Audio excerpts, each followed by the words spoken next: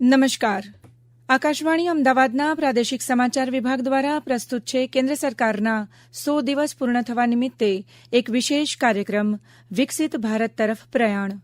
કાર્યક્રમનું સંચાલન કરી રહ્યા છે આકાશવાણી અમદાવાદના સંવાદદાતા અપર્ણા ખૂંટ. मजबूत भरोसा अपने सपनों पे करना जितने मुंह उतनी बातें गौर कितनों पे करना आज लोगों की बारी जो कहें कह लेने दे. मैं नरेंद्र दामोदर दास मोदी ईश्वर की शपथ लेता हूं कि નમસ્કાર શ્રોતા મિત્રો, સ્વાગત છે આપનું આ વિશેષ કાર્યક્રમમાં. તાજેતરમાં પ્રધાનમંત્રી નરેન્દ્ર મોદીની સરકારના ત્રીજા કાર્યકાળના 100 દિવસ પૂર્ણ થયા છે. આ કાર્યક્રમમાં અમે તમને સરકારના શરૂઆતના 100 દિવસની સફર પર લઈ જઈશું. આપણે જાણીશું મોદી સરકારના એવા નિર્ણયો વિશે જેને આપના અને અમારા જીવનને ક્યાંક ને ક્યાંક સ્પર્શ કર્યો છે. સાથે જ આપણે સાંભળીશું આપણા રાજ્યના વિવિધ જિલ્લાઓના કેટલાક લાભાર્થીઓના પ્રતિભાવ. તો ચાલો કાર્યક્રમની શરૂઆતમાં આપણે સાંભળીશું પ્રધાનમંત્રી નરેન્દ્ર મોદી તેમના ત્રીજા કાર્યકાળના 100 દિવસ અંગે શું કહી રહ્યા છે. मैंने कहा था कि तीसरे टर्म के पहले 100 दिन देश के लिए अभूतपूर्व फैसले लिए जाएंगे. बीते 100 दिनों में मैंने दिन नहीं देखा, रात नहीं देखा. 100 दिन के एजेंडे को पूरा करने के लिए पूरी ताकत झोंक दी. देश हो या विदेश, जहां भी जो भी प्रयास करने थे वो किए. कोई कोर कसर बाकी नहीं छोड़ी. और आपने देखा होगा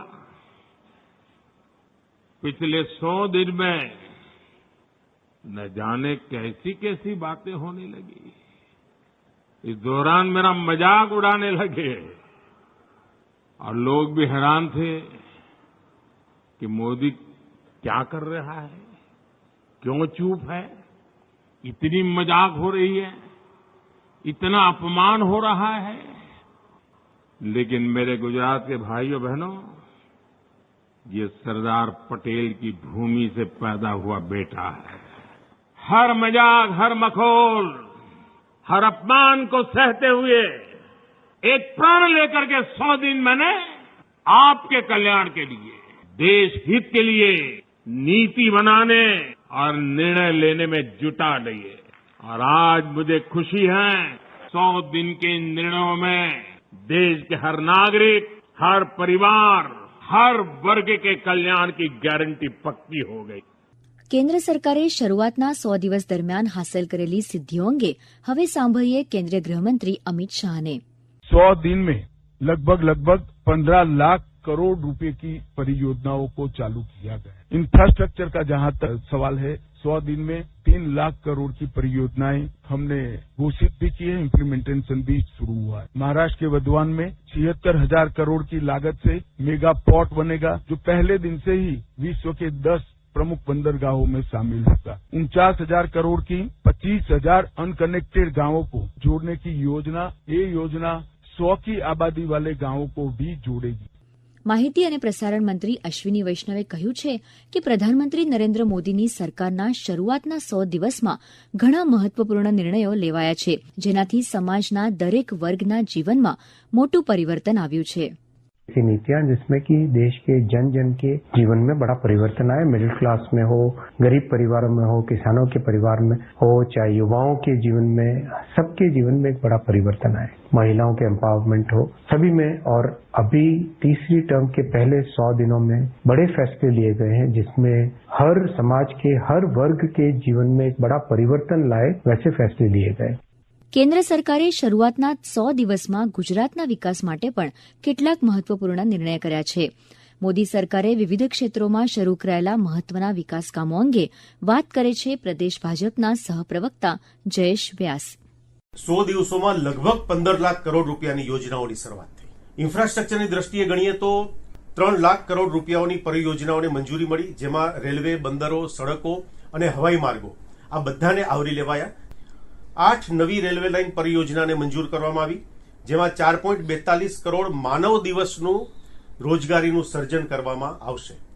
કિસાનોની યોજના તરીકે પ્રધાનમંત્રી કિસાન સન્માન નિધિનો 17મો ઇન્સ્ટોલમેન્ટ એના અંતર્ગત 9.3 કરોડ કિસાનોને 20,000 કરોડ રૂપિયા તેમના સુધી પહોંચાડવામાં આવ્યા છે.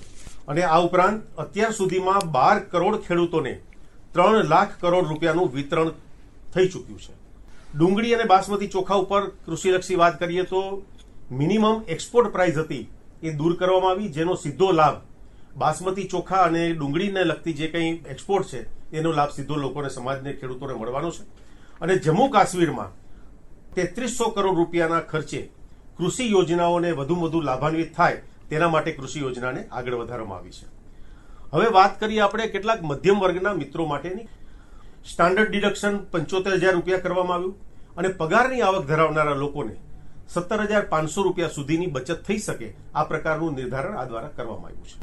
સરકારી કર્મચારીઓ માટે યુનિફાઈડ પેન્શન સ્કીમ અંતર્ગત મૂળ પગારના 50% પેન્શન જેમણે 25 વર્ષની સર્વિસ પૂરી કરી છે એ પણ એને મળી શકશે, એ પણ આપણે જાહેર કરવામાં આવ્યું.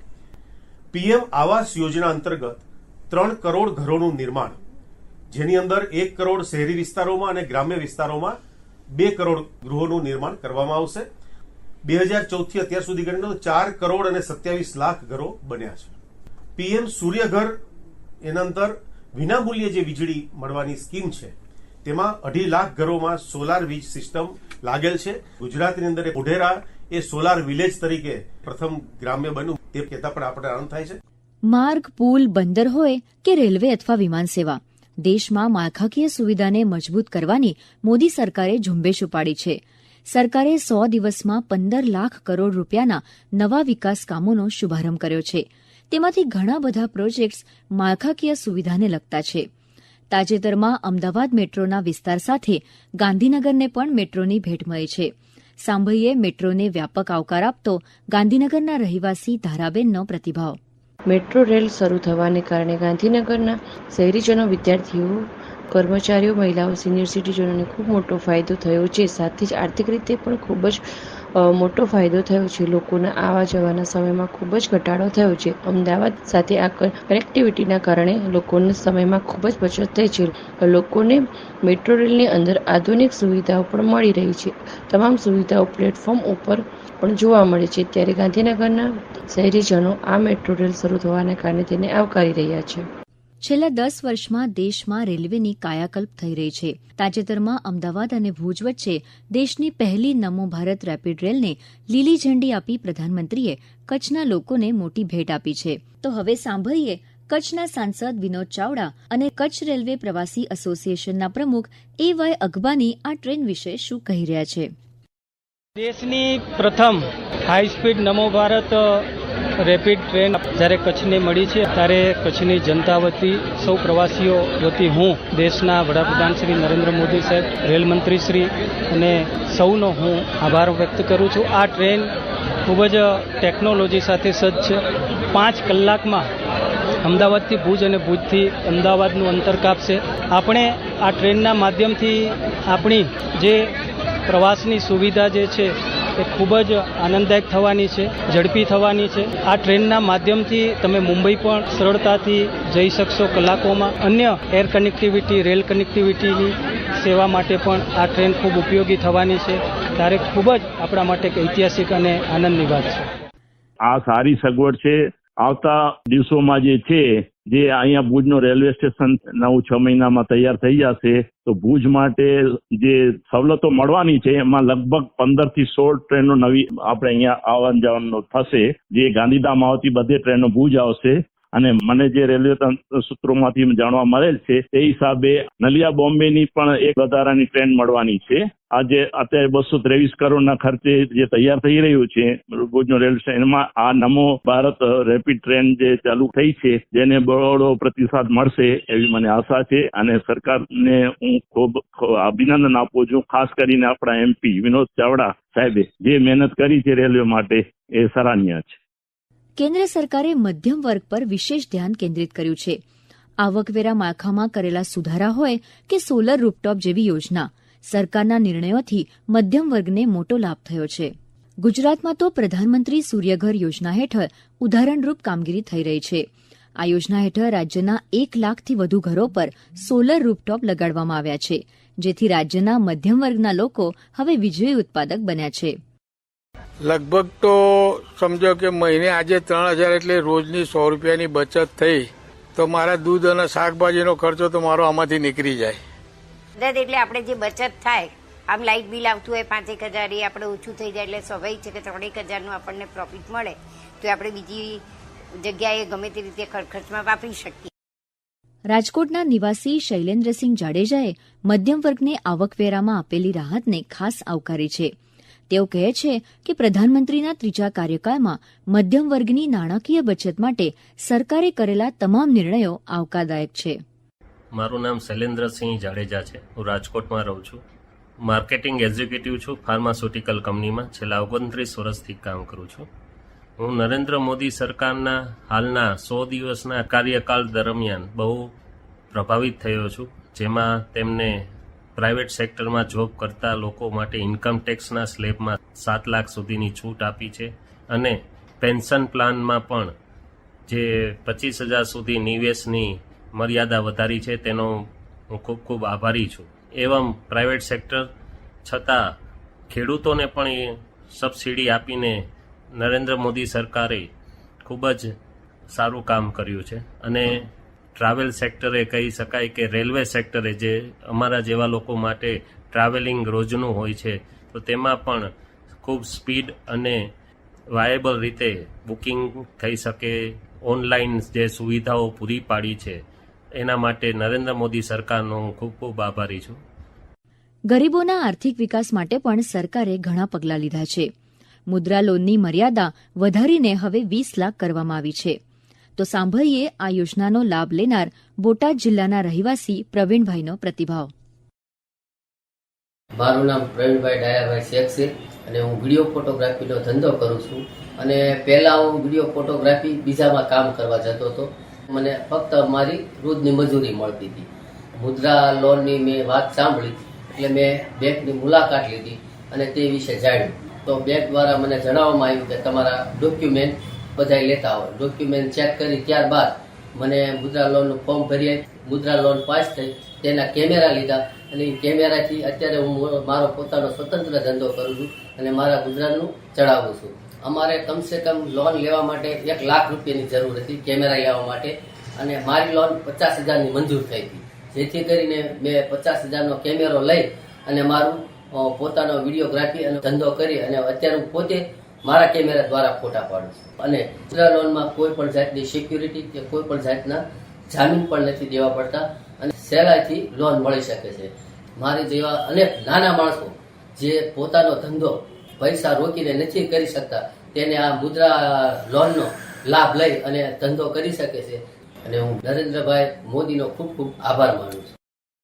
એવી જ રીતે આયુષ્માન ભારત યોજનાનો લાભ પણ હવે 70 વર્ષથી વધુ વયના દરેક વરિષ્ઠ નાગરિકને આપવાનો સરકારે નિર્ણય કર્યો છે, જેનાથી દેશના 6 કરોડ નાગરિકોને લાભ થશે. હવે સાંભળશું એવા જ એક લાભાર્થી અને સુરેન્દ્રનગર જિલ્લાના વતની મુકેશ પરીખને.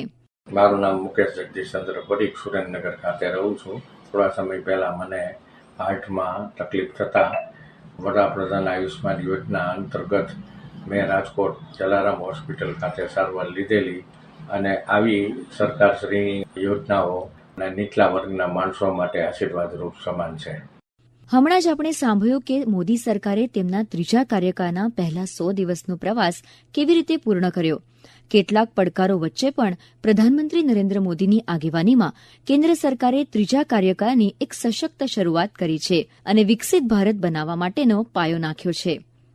હમણાં જ આપ સાંભળી રહ્યા હતા કેન્દ્ર સરકારના 100 દિવસ પૂરા થવા નિમિત્તે એક વિશેષ કાર્યક્રમ વિકસિત ભારત તરફ પ્રયાણ. સંકલન વિધિ મોદી, રજૂઆત અપર્ણા ખૂંટ. આ કાર્યક્રમ આકાશવાણી અમદાવાદના પ્રાદેશિક સમાચાર વિભાગ દ્વારા રજૂ કરવામાં આવ્યો. मजबूत भरोसा अपने सपनों पे करना, जितने मुंह उतनी बातें, गौर कितनों पे करना. आज लोगों की बारी जो कहें